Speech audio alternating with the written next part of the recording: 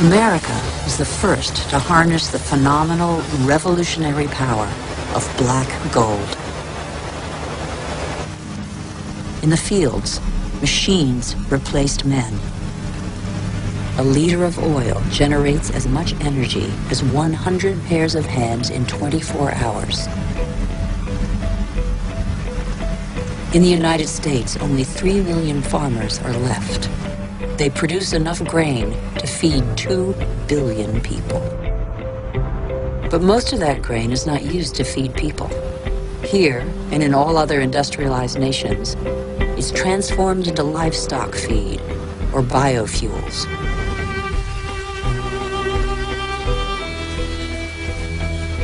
The pocket of sunshine's energy chased away the specter of drought that stalked farmland.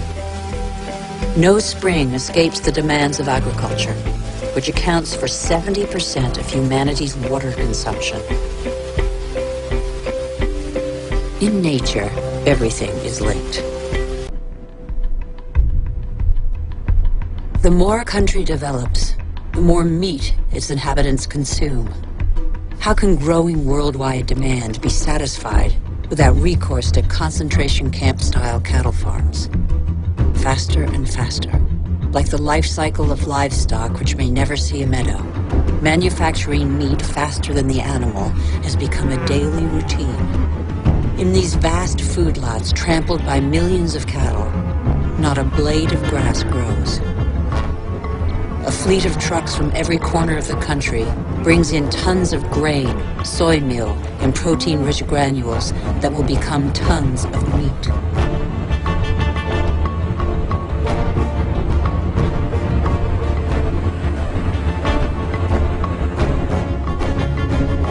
The result is that it takes 100 liters of water to produce 1 kilogram of potatoes, 4,000 liters for 1 kilo of rice, and 13,000 liters for 1 kilo of beef, not to mention the oil guzzled in the production process and transport.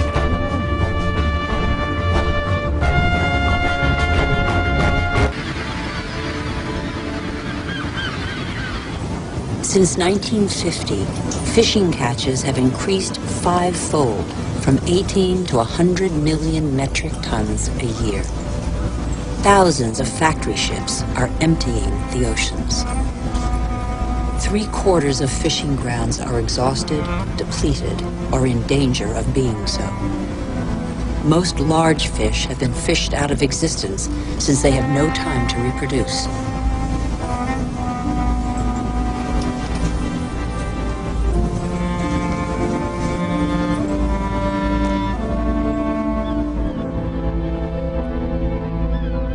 We are destroying the cycle of a life that was given to us.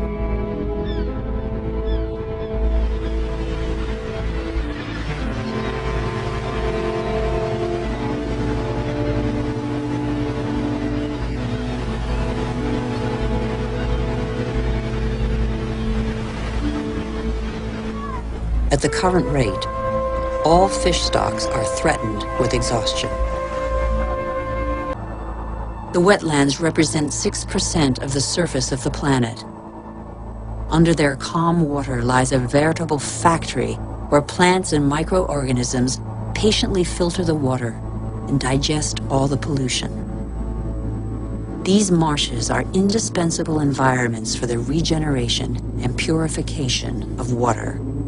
They are sponges that regulate the flow of water. They absorb it in the wet season and release it in the dry season.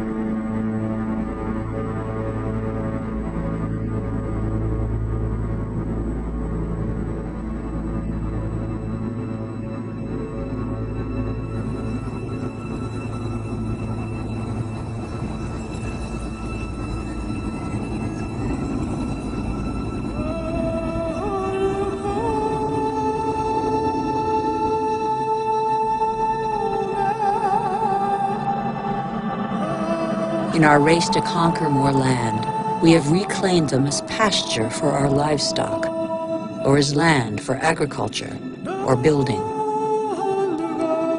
In the last century, half of the world's marshes were drained. we know neither their richness nor their role.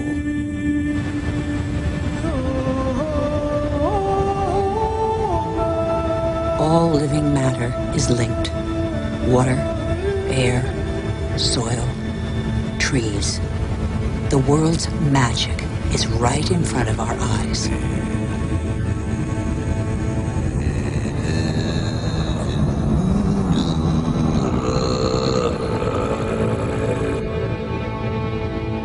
Trees breathe groundwater into the atmosphere as light mist. They form a canopy that alleviates the impact of heavy rains. The forests provide the humidity that is necessary for life. They store carbon, containing more than all the Earth's atmosphere. They are the cornerstone of the climactic balance on which we all depend.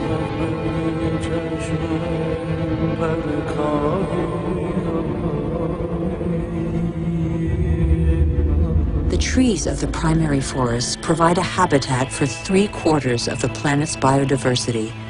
That's to say, of all life on Earth.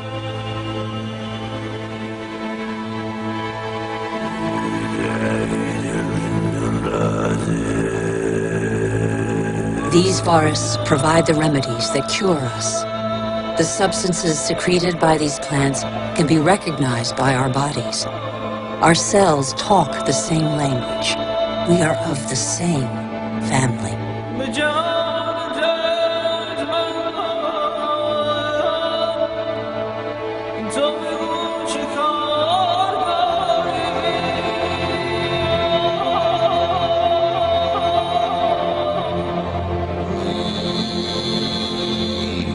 But in barely 40 years, the world's largest rainforest, the Amazon, has been reduced by 20%.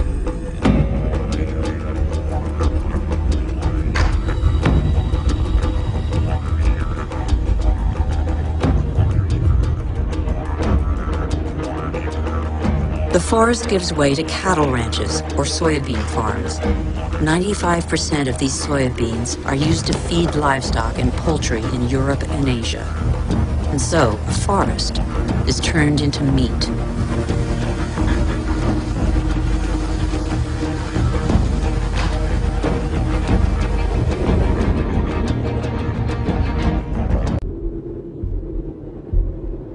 The clock of climate change is ticking in these magnificent landscapes. Here in Siberia and elsewhere across the globe, it is so cold that the ground is constantly frozen. It's known as permafrost. Under its surface lies a climactic time bomb. Methane, a greenhouse gas 20 times more powerful than carbon dioxide.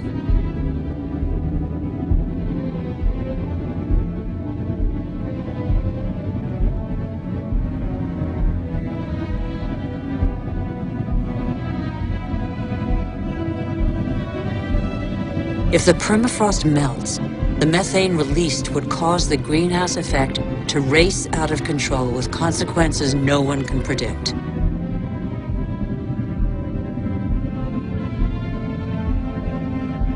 We would literally be in unknown territory.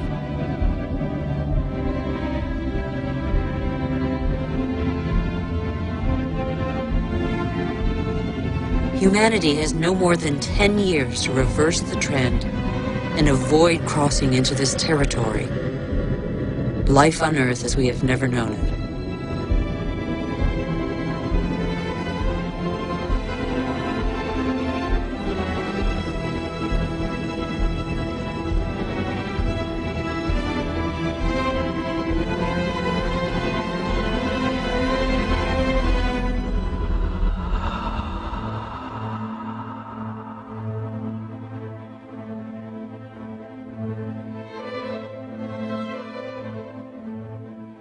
We have created phenomena we cannot control. Since our origins, water, air, and forms of life are intimately linked. But recently, we have broken those links. Let's face the facts. We must believe what we know. All that we have just seen is a reflection of human behavior. We have shaped the Earth in our image. We have very little time to change. How can this century carry the burden of 9 billion human beings if we refuse to be called to account for everything we alone have done?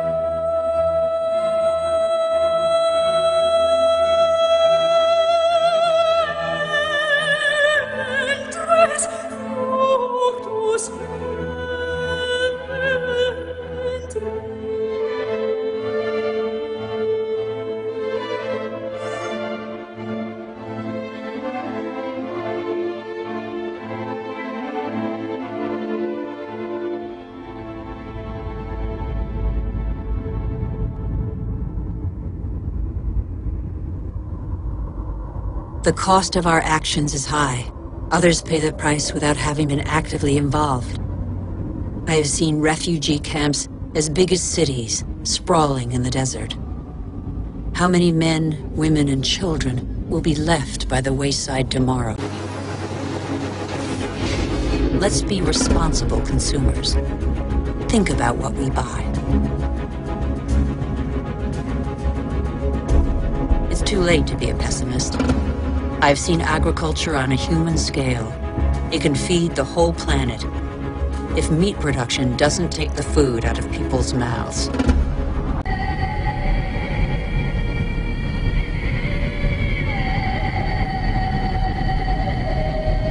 It's time to come together. What's important is not what's gone, but what remains. We still have half the world's forests, thousands of rivers, lakes, and glaciers, and thousands of thriving species. We know that the solutions are there today. We all have the power to change. So what are we waiting for?